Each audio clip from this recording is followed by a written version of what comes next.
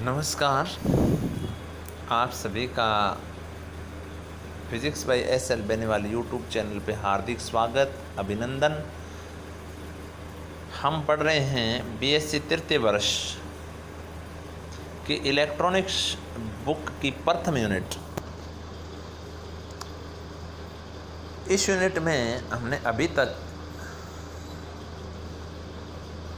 Basic concept electronics से संबंधित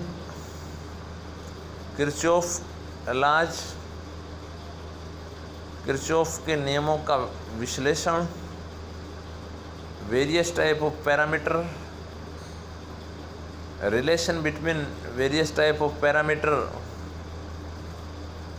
and convert pi network to T network and T network to pi network and any complicated network and pi and T network। विभिन्न प्रकार की प्रमेय, जिसमें से हमने 3 प्रमेय जो अभी तक पढ़ी हैं, सुपरपोजिशन, थेवेनिन और नॉर्टन। और आज का हमारा अध्ययन का बिंदु जो रहेगा वो रेसिप्रोसिटी थ्योरम यानी पारस्परिक प्रमेय।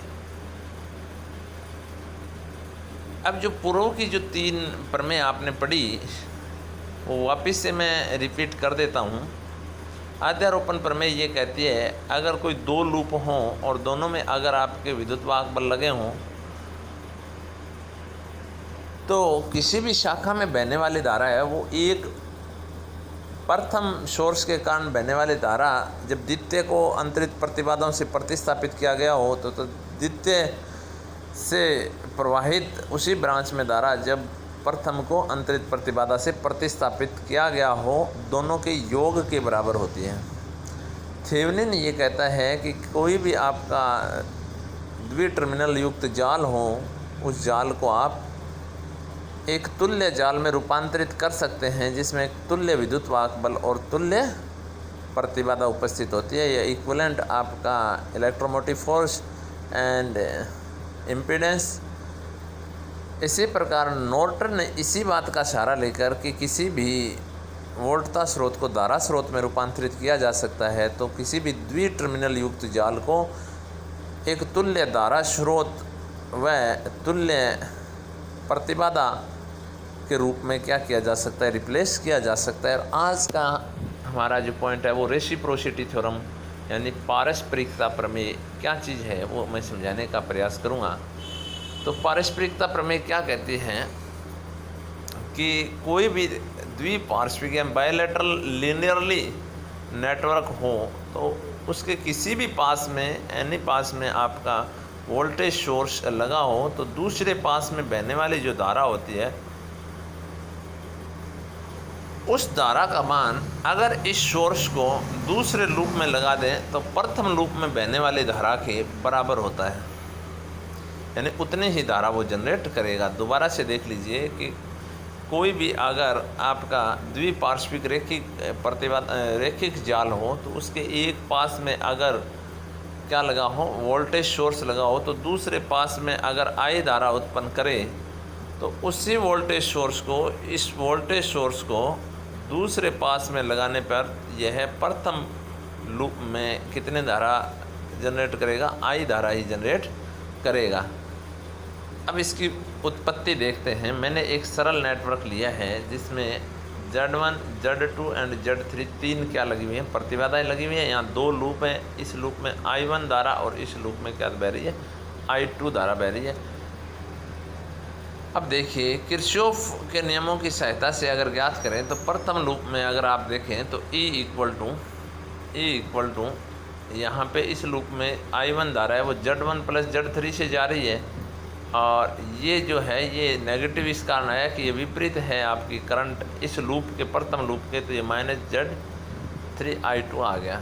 इसी प्रकार सेकंड लूप में सोर्स है नहीं, सोर्स अगर नहीं है तो उसकी जगह 0 -Z3I1, यानी आपका लूप यूँ है, सेकंड लूप आपका यूँ है क्लॉकवाइज है, जबकि I1 धारा है वो ऊपर से नीचे आ रही है, लूप नीचे से ऊपर जा रहा है, तो -Z3I1 मैंने रखा और यह I2 जो धारा है वो लूप के अकॉर्डिंग है, इस कारण से plus Z2 plus Z3 multiply by I2 मैंने रख दिया। ओके, ये दो समीकरण आपके पास प्राप्त हो गए। अगर आप इसको मैट्रिक्स के रूप में लिखें तो मैट्रिक्स रूप में ये आ गया आपके पास। अब अगर डिटर्मिनेंट इनके लिखें तो डेल जेड का जो मान आएगा वो डेल जेड का मान ये आएगा Z1 Z2 plus Z2 Z3 plus Z3 Z1, ये आपको पता है। अब डेल 2, क्योंकि मेरे को यहाँ पे मैं यहाँ कौन सी धारा का मान निकालूंगा, I2 धारा, सेकंड लूप में बहने वाली धारा निकालूंगा I2। तो I2 चाहिए तो इसका मतलब मेरे को डेल 2 चाहिए, यानी जो सेकंड कॉलम है उस कॉलम को मैं E0 से रिप्लेस कर दूंगा तो वो मेरे पास डेल 2 आएगा और उसका मान आएगा EZ3। और I2 का जो मान होगा वो डेल 2 बाई डेल जेड। तो ये मेरे पास मान प्राप्त हो गया। किसका? I2 का मान क्या प्राप्त हुआ मेरे पास?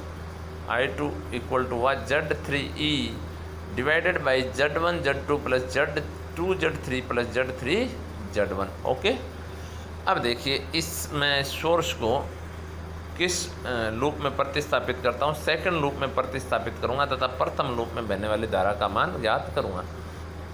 देखिए क्या करते हैं, अब वोल्टेज सोर्स को हटाकर सेकंड में मैंने लगा दिया और ये जो धारा का मान है, जो प्रारंभ में आपके I2 का मान जो मैंने निकाला है उसके क्या आएगा, बराबर आएगा।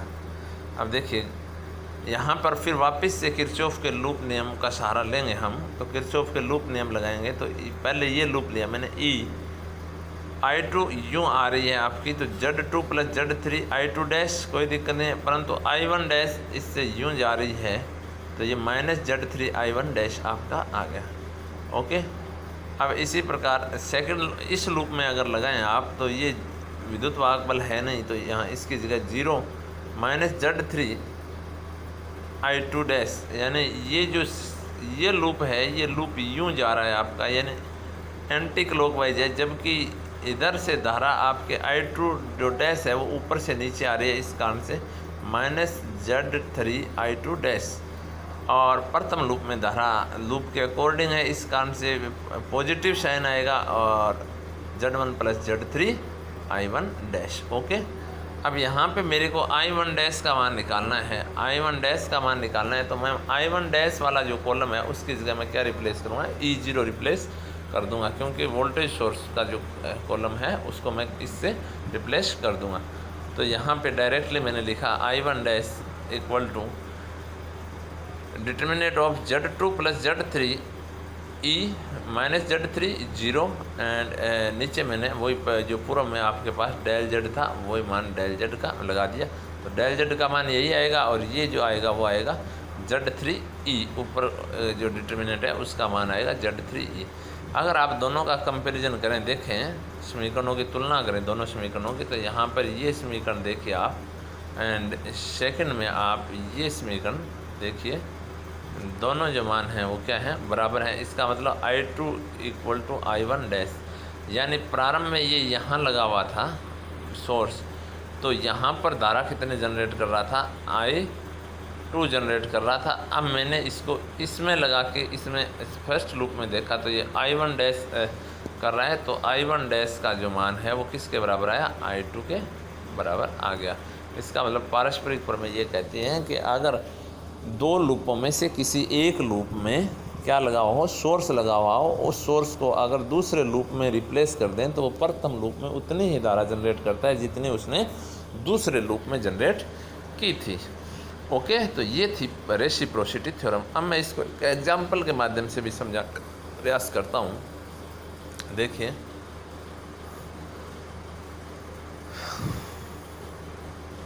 क्या है एग्जाम्पल, आप दिए हुए परिपथ का उपयोग कर पारस्परिक प्रमेय को सत्यापित कीजिए जबकि एमीटर का प्रतिरोध नगण्य माना गया है आपका।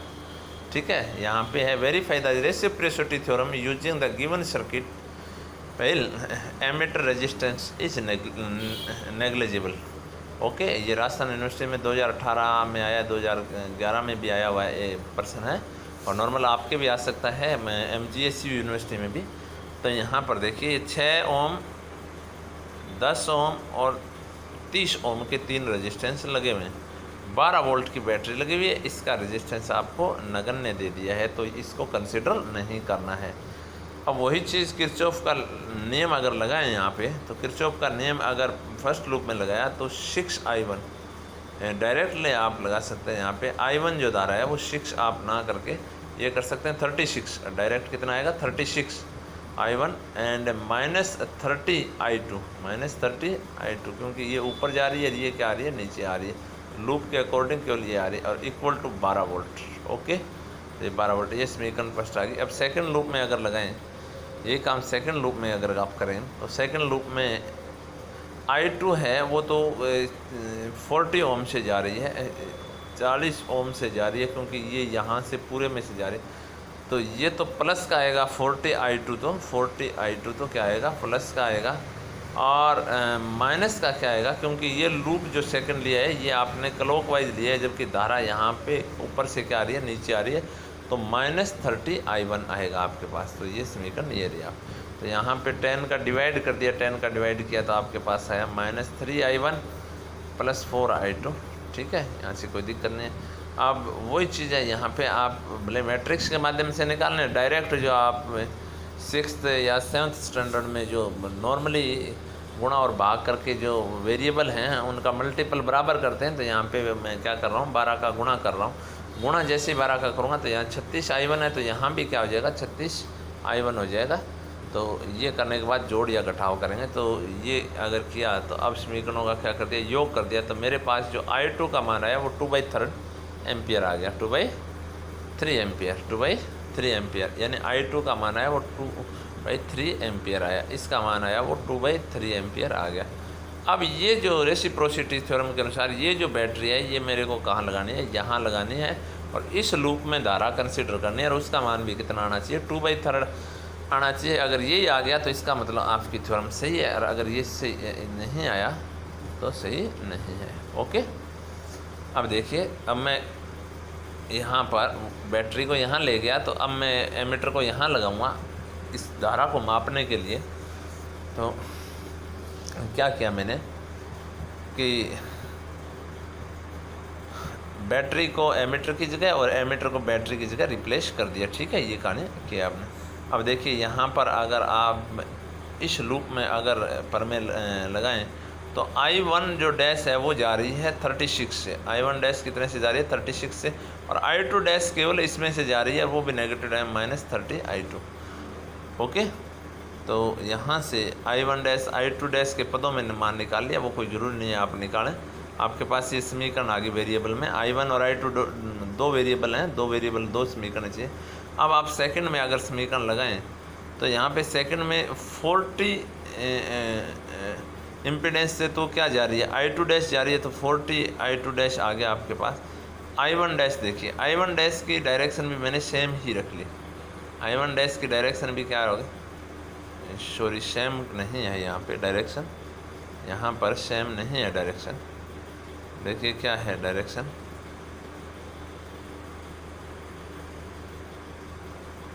यहाँ पर जो डायरेक्शन है ये यूँ आ रही है आपकी, और ये डायरेक्शन यूँ जा रही है। ठीक है, तो यहाँ पे किरचॉफ का लूप नियम अगर लगाएंगे आप तो 40 जो है वो I2 डैश 40I2 डैश, और ये जो आएगी ये नेगेटिव आएगी, सॉरी यहाँ जो साइन है वो गलत है, यहाँ नेगेटिव साइन आएगा, और 30I1 डैश और इक्वल टू क्या आएगा 11। अब क्या काम करें, ये जो मान आपने निकाला था ये मान यहाँ पे पुट कर दें। यहाँ देखिए वापस से ये नेगेटिव साइन आ गया, तो नेगेटिव I1 और I1 डैश का मान आपने यहाँ पे रखा था, वो मान आपने I2 का मान जो I1 के पदों में है वो मान आपने यहाँ पे पुट कर दिया। जैसे आपने पुट किया तो I1 डैश का जो मान आया आपके पास 18I1 डैश इक्वल टू क्या आया 12, और I1 डैश इक्वल टू आया 2/3, और 2/3 आया। और इससे पूर्व में भी आपने जब निकाला था, जब बैटरी आपकी यहाँ लगी हुई थी, प्रथम लूप में लगी हुई थी, तो यहाँ पे तो एमीटर में धारा आई हुई वो भी 2/3 आई थी, अब भी कितनी आ रही है 2/3 एम्पियर ही आ रही है। यानी दोनों साइड अगर आप किसी में लगा दें, यानी चाहे इस लूप में लगाएं इस बैटरी को, चाहे इस लूप में लगाएं, तो इस लूप में अगर लगाते हैं तो इस लूप में बहने वाली धारा कितनी होती है 2/3, और इस लूप में लगाते हैं तो इस लूप में बहने वाली धारा भी कितनी होती है 2/3। यानी इस लूप में लगाएं तो यहाँ बहने वाली धारा 2/3 एम्पियर, और इस लूप में लगाएं तो यहाँ बहने वाली धारा कितने 2/3, ठीक है। तो यहाँ पे भी 2/3 एम्पियर और यहाँ पे भी 2/3 एम्पियर आपके पास धारा का मान आ गया। तो ये था आपका न्यूमेरिकल। तो ये दोनों धाराओं के मान अगर बराबर आ गए तो इस प्रमेय की क्या हो जाती है, पुष्टि हो जाती है, यानी ये प्रमेय क्या हो जाती है, वेरीफाई हो जाती है। ओके, तो आज का हमारा बिंदु था पारस्परिक प्रमेय। और पारस्परिक प्रमेय कहती है कि अगर पारस्परिक प्रतिबाधाओं से निर्मित कोई जाल हो तो प्रथम लूप में अगर विद्युत वाहक बल लगा हो तो दूसरे लूप में बहने वाली धारा और उसी विद्युत वाहक बल को दूसरे लूप में लगा दें तो प्रथम लूप में बहने वाली धारा के बराबर होता है। ये आपकी क्या होती है, पारस्परिक प्रमेय होती है। ये थी आपकी चौथी प्रमेय। एक प्रमेय आपकी शेष है, उसी के साथ आपकी यूनिट कंप्लीट हो जाएगी और वो प्रमेय है आपकी मैक्सिमम पावर ट्रांसफ़र थ्योरम। तो मैं उम्मीद करता हूँ कि ये वीडियो आपको अच्छी प्रकार से समझ में आया होगा और ये जो नोट्स हैं वो मैं आपको ग्रुप में सेंड कर दूँगा, तो कोई दिक्कत नहीं आएगी आपको। और बार बार आप पढ़ें। कोरोना महामारी चल रही है, विश्वव्यापी महामारी है, तो जैसे भी संभव है आपको ऑनलाइन पढ़ाया जा रहा है और इस बात के लिए आपको धन्यवाद। सोशल डिस्टेंसिंग बनाए रखें और घर में जो बड़े बुजुर्ग हैं उनका विशेष रूप से ध्यान रखें और घरों से बाहर कम से कम निकलें ताकि इस महामारी को हम क्या देश के मात देश के। आज के लिए इतना ही, धन्यवाद।